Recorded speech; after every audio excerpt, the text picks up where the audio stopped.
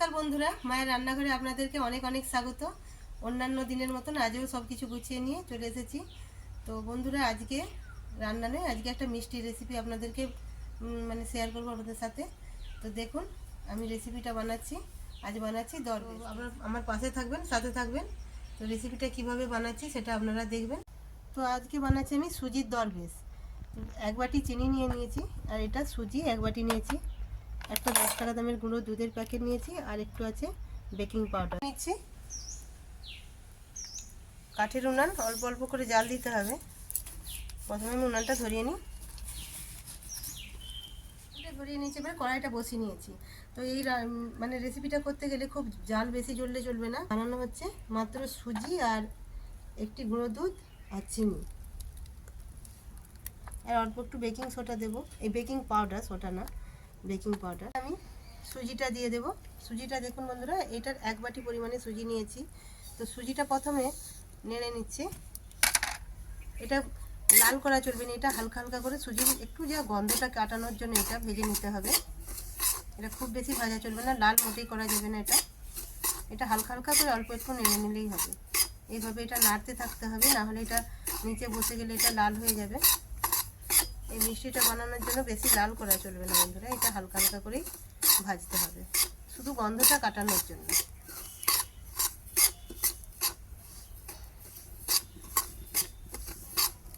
সুজিটা এইভাবে হালকা হালকা করে নেড়ে যেতে হবে।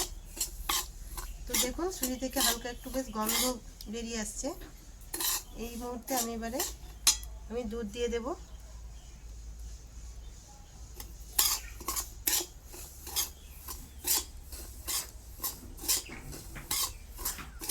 সুজিটা আমার হালকা নাড়া হয়েছে, গন্ধ বেরিয়ে আসছে। এবার আমি দুধটা দিয়ে দেবো এর মধ্যে। আপনারা এটা জল দিয়েও করতে পারেন, এটা আমি দুধ দিয়েই করছি।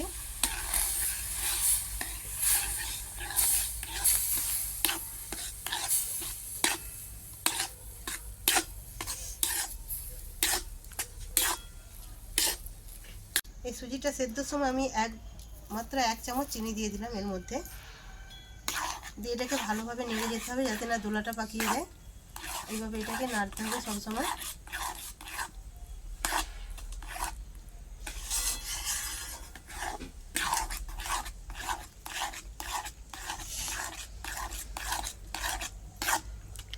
দুটো এলাচের দানা এর মধ্যে আমি দিয়ে দিলাম। আমি দানা দিয়েছি, আপনারা এলাচটা গুঁড়িয়েও দিতে পারেন। আমি এটা দানা দিয়ে, এটা ভালো লাগে এক একটা। দেখুন, এইভাবে এটাকে নেড়ে যেতে হবে।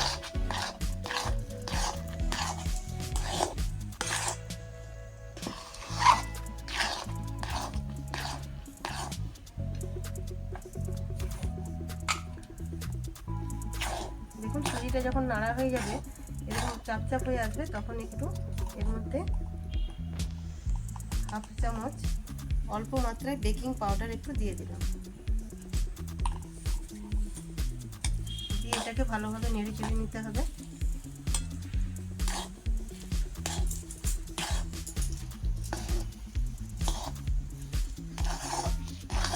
এটা কড়াইতে লেগে যাবে না। এইভাবে যখন খুব সুন্দর এটা একটা দোলা পাকিয়ে যাবে, তখন এটাকে ঢেলে নিতে হবে। আমি এটা একটা পাত্রে ঢেলে নিচ্ছি।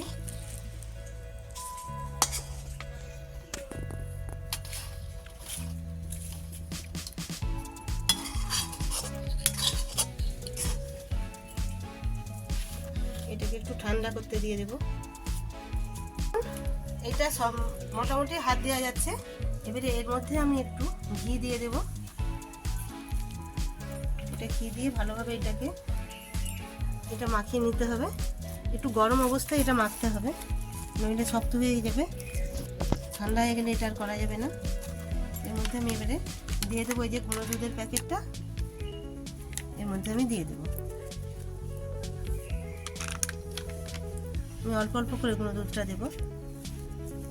এটাকে খুব ভালোভাবে মাখতে হবে। দেখুন,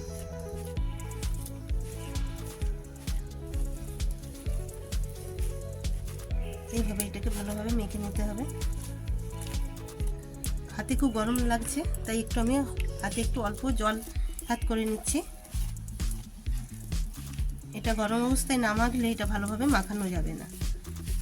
হাত ছোঁয়া গরম করে নিয়ে মাখতে হবে। হাতে ছোঁয়া যায় এরকম গরম অবস্থায় এটাকে মেখে নিতে হবে। দেখুন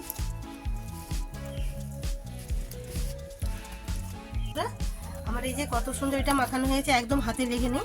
এই অবস্থায় এটাকে ভালো করে মাখিয়ে নিতে হবে। মাখিয়ে আমি দোলাটা ভালোভাবে পাকিয়ে নেব। দেখুন দেখুন আমার হাতে একদম লেগে নেই।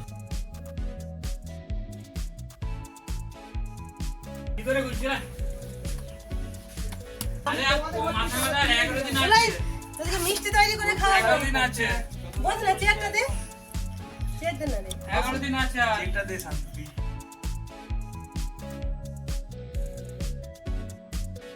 পাড়ার বাচ্চারা সব সরস্বতী পুজো হবে পাশে, তাই চাঁদা তুলতে বেরিয়েছে।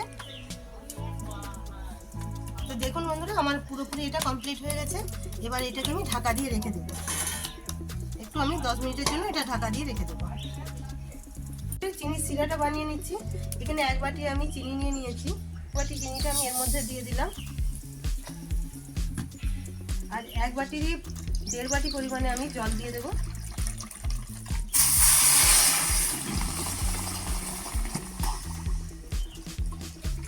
দেখুন আমি 1.5 বাটি জল দিয়ে দিলাম। দিয়ে চিনির সিরাটা আমি ভালোভাবে তৈরি করে নেব।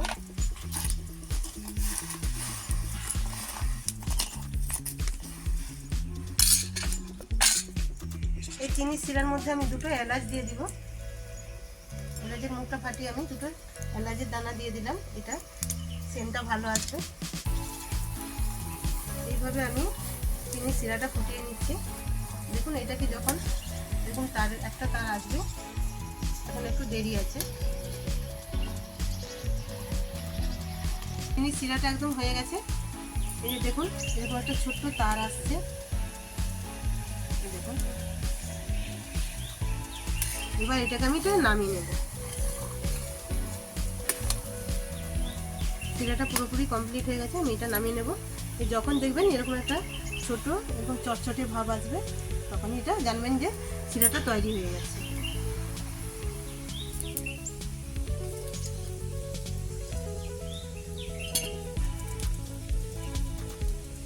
দেখেছিলাম, এবার এটাকে আমি তুলে নেব।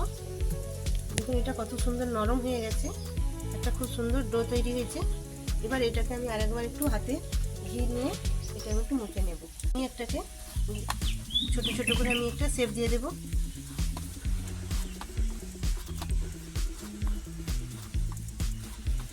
আবার এটাকে আমি একটু ভালো মতন মেখে নিলাম।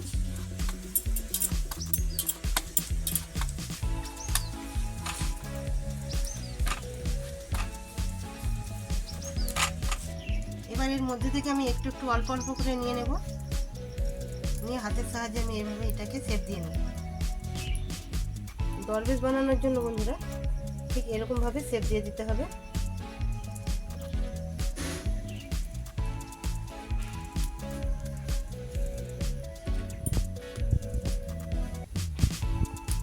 দেখুন এরকম এরকম শেপ দিয়ে দিতে হবে।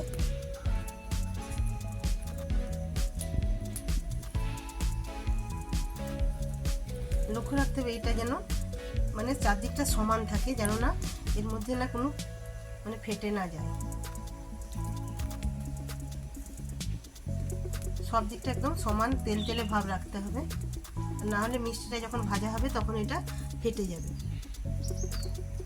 সুন্দরভাবে এটা মাখানোর সময়টা খুব ভালোভাবে এটাকে মাখিয়ে নিতে হবে।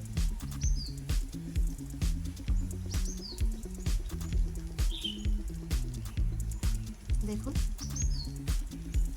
কড়াটা বসিয়ে নিয়েছি। এবার আমি সাদা তেল দিয়ে দেবো কড়ার মধ্যে।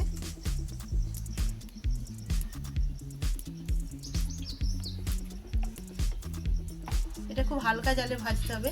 আপনারা গ্যাসে করলে গ্যাসের একদম মানে লো ফ্লেমে এটা ভাজবেন। আর আমি উনানে এটা তো একটু জালটা কমিয়ে আমি এটা ভেজে নিচ্ছি। তেলটা খুব গরম করা চলবে না, তেলটা হালকা গরম হয়ে গেলে তখন এটা আস্তে আস্তে এর মধ্যে একটা একটা করে ডুবিয়ে দিতে হবে। এটা খুব কড়া গরম তেলে দিয়ে দেবে, এটা চারদিকটা ফেটে যাবে। তাই হালকা হালকা করে অল্প জালে এটাকে ভেজে নিতে হবে।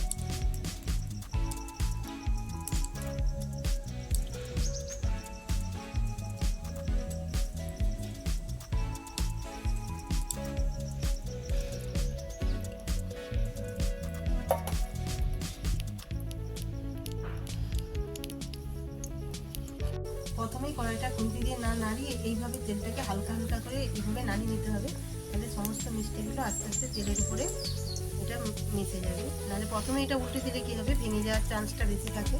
তাই এইভাবে কড়াটা আস্তে আস্তে নাড়িয়ে নেবে, দিয়ে হালকা হালকা আঁচে এটা ভেজে নিতে হবে।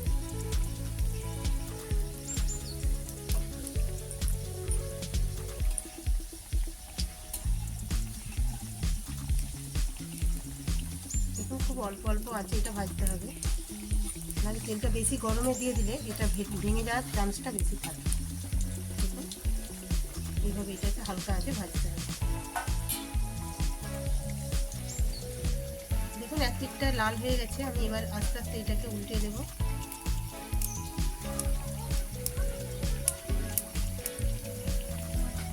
দেখুন এইভাবে হালকা হালকা করে এটাকে উল্টে এটা ভেজে নিতে হবে।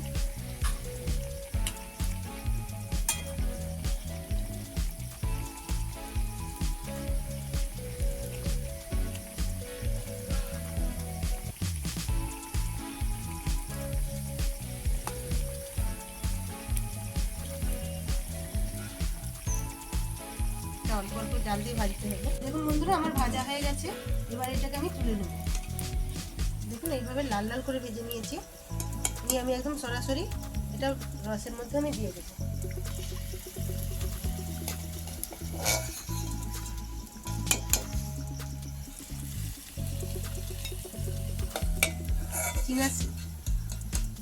দেখুন একদম চিনি সিরাটা যে আমি তৈরি করে রেখেছি এর মধ্যে আমি সরাসরি একদম দিয়ে দেবো।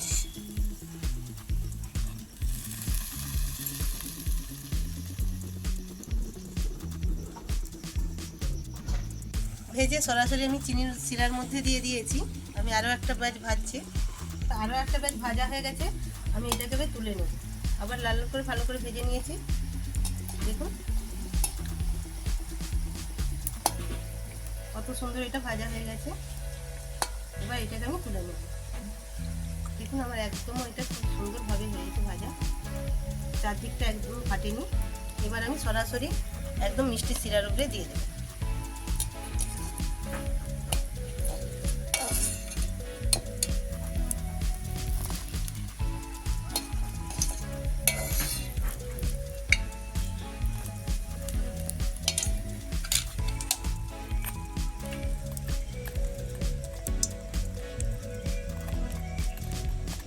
দেখুন আগের মিষ্টিগুলো কত সুন্দর, এর মধ্যে শিরাটা মিষ্টির মধ্যে ঢুকে গেছে হালকা হালকা। আবার এটা দ্বিতীয়বার দিলাম। এইভাবে এটাকে আমি 2 ঘন্টা ভিজিয়ে রাখবো।